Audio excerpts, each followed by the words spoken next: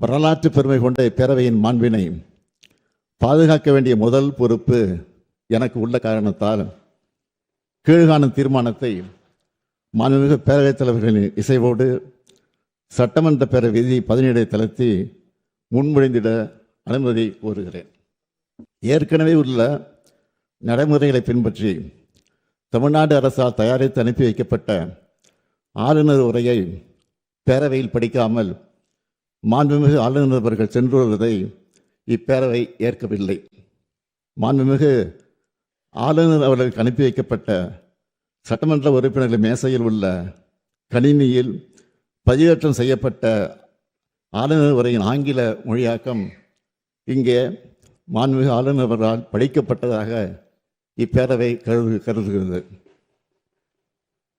அவ்வாறே அவை குறிப்பில் நடவடிக்கை குறிப்புகள் இடம்பெறலாம்.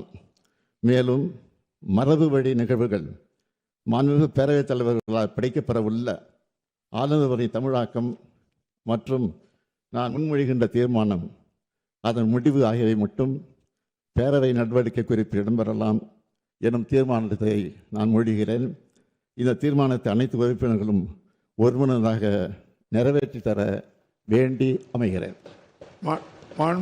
மாண்புமிகு முதலமைச்சர் அவர்களின் தீர்மானம் பேரவையின் முடிவுக்கு விடப்படுகிறது. ஏற்போர் ஆம் என்க, மறுப்போர் இல்லை என்க.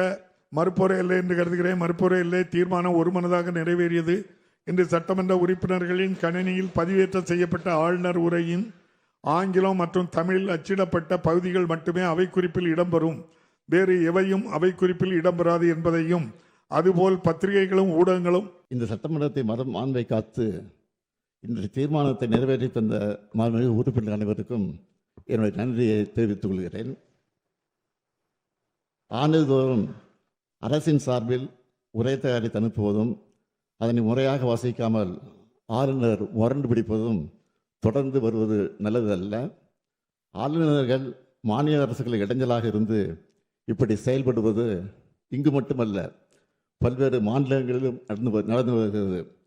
ஒரு நாள் செய்தியாக இதனை கடந்து விட முடியாது. நியோமேட்டின் ஹேர் குரோத் லோஷன் இது சாதாரணமான ஹேர் ஆயிலை விட பல மடங்கு வேகமா ஊடுருவி முடி கொட்டுறது, அடர்த்தியின்மை, சிறுவயது வழுக்கை போன்ற பிரச்சனைகளை தடுத்து முடி அடர்த்தியா வளர உதவுது.